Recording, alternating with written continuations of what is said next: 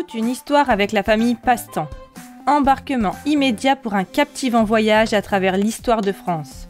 Abonne-toi dès maintenant et active la cloche pour ne rien manquer de nos aventures.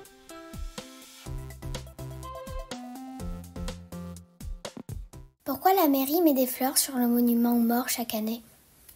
Dans la plupart de nos villes et nos villages, tu peux trouver des monuments portant les noms des soldats tués pendant la Première Guerre mondiale. Tous les 11 novembre, les communes fleurissent ces monuments pour commémorer la date anniversaire de la fin de ce conflit. Cette guerre a vraiment marqué les esprits. Les conflits ont été sans précédent et les conséquences très lourdes pour tous les pays européens. Pour comprendre pourquoi elle a éclaté, il faut se souvenir qu'au début du XXe siècle, l'Europe était traversée par de profondes rivalités, chaque nation voulait briller par sa puissance. À la fin du XIXe siècle, les rivalités s'amplifient. Les grandes puissances européennes sont lancées dans une intense compétition, comme la course à l'armement. La Grande-Bretagne possède la plus grande flotte navale, et redoute d'être surpassée par l'Allemagne. La France est en rivalité avec l'Allemagne et rêve d'une revanche depuis la perte de l'Alsace et de la Lorraine en 1871. Des tensions surgissent également dans les colonies, où les puissances européennes se disputent le contrôle des terres et les ressources.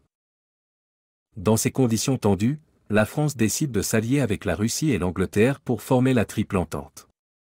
L'Allemagne, quant à elle, se rapproche de l'Autriche-Hongrie et de l'Italie pour former la Triple Alliance. Mais quel événement a poussé les pays à entrer en guerre? C'est un événement tragique qui déclenche le conflit. Le 28 juin 1914, l'héritier de l'Empire austro-hongrois, l'archiduc François Ferdinand, est assassiné par un étudiant serbe à Sarajevo. Suite à cet assassinat, la formation de la Triple Entente et de la Triple Alliance vont provoquer un effet domino et entraîner tous les pays dans un conflit. Fin juillet, l'Autriche-Hongrie accuse la Serbie d'être responsable de l'attentat du 28 juin et lui déclare la guerre. La Russie intervient pour soutenir la Serbie, tandis que l'Allemagne, membre de la Triple Alliance, soutient l'Autriche-Hongrie. La France, appartenant à la Triple Entente, se retrouve à son tour impliquée. Parallèlement, les rivalités coloniales en Europe déclenchent des conflits dans les colonies. Dès la fin du mois d'août 1914, l'Allemagne enchaîne les victoires et envahit la France jusqu'aux portes de la capitale, Paris. Heureusement, sous la conduite des généraux Joffre et Foch, les soldats français contre-attaquent en septembre 1914, en repoussant les Allemands, c'est la victoire de la Marne. Vers la fin de l'année 1914, la situation se fige, les armées ennemies se retrouvent face à face sur un front à l'est de la France. Pour se protéger des attaques et des bombardements, chaque armée renforce ses positions en creusant de profondes tranchées. On passe alors d'une guerre de mouvement à une guerre de position, ou guerre de tranchées.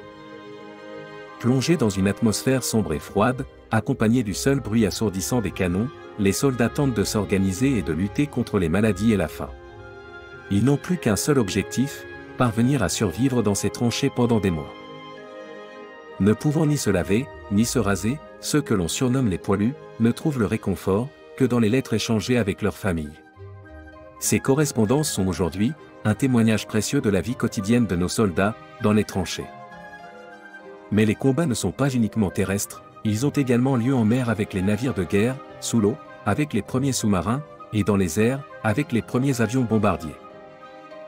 Les populations civiles soutiennent elles aussi l'effort de guerre, en travaillant dans les usines pour fabriquer des uniformes militaires, et produire des munitions. Les femmes y jouent un rôle crucial, remplaçant les hommes partis au front, en permettant au pays de continuer à fonctionner.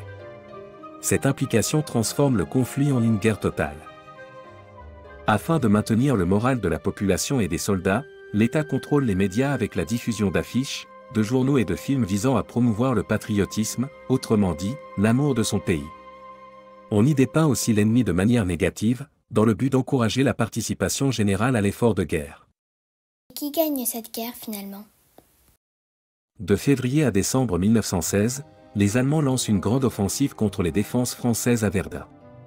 Malgré de lourdes pertes, les Français, sous le commandement du général Pétain, se défendent avec succès. Mais la guerre persiste.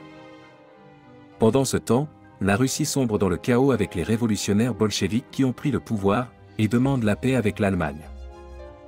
Les États-Unis, provoqués par des attaques allemandes, rejoignent finalement la guerre aux côtés de la France et des Alliés en 1917. Les Alliés intensifient leurs attaques sur tous les fronts, le Danube, les Alpes, le Rhin, conduisant l'Autriche-Hongrie à se rendre en novembre 1918, suivi de l'Allemagne. L'armistice est signé le 11 novembre 1918. Les négociations de paix aboutissent au traité de Versailles, imposant à l'Allemagne des conditions sévères, notamment le paiement d'une grosse indemnité de guerre, ainsi que la restitution de l'Alsace-Lorraine à la France, mais également la réduction de son armée et la perte de ses colonies. Quelles sont les conséquences de la guerre 14-18 ? Avec 19 millions de victimes civiles et surtout militaires, la guerre a profondément traumatisé ses contemporains. Les gueules cassées, ces soldats atrocement défigurés, symbolisent cette guerre sans précédent. En réaction, un puissant mouvement pacifiste émerge à travers l'Europe, aspirant à faire de la Première Guerre mondiale, la dernière de son genre, baptisée la Der des Der par ceux de l'époque. En plus du traumatisme des populations, cette guerre a bouleversé l'Europe au niveau politique. L'Allemagne est devenue une république, et de nouveaux États, comme la Pologne, ont vu le jour. Les dégâts matériels sont si vastes que l'Europe en sort affaiblie, permettant aux États-Unis de s'imposer comme la première puissance mondiale. Sur le plan social, la guerre a accéléré l'intégration des femmes sur le marché du travail, et leur implication dans des rôles traditionnellement masculins, contribuant ainsi à l'essor des mouvements pour les droits des femmes. Enfin, le traité de paix est perçu comme un diktat par les Allemands, synonyme de punition injuste. Ce sentiment d'humiliation collective va alimenter un nationalisme extrême, et un désir de revanche, qui mènera à une nouvelle guerre mondiale, environ 20 ans plus tard. Tu sais maintenant que les conséquences de la Première Guerre mondiale ont marqué tout le XXe siècle. Les atrocités des tranchées, les pertes humaines et matérielles ont dépassé l'imagination. Beaucoup d'Européens ont espéré que ce serait le dernier conflit de l'humanité, la Der des Der. Pourtant, de nos jours, le monde continue de subir les ravages de multiples guerres. C'est pourquoi il est crucial de poursuivre sans relâche les efforts pour la paix et la compréhension entre les nations.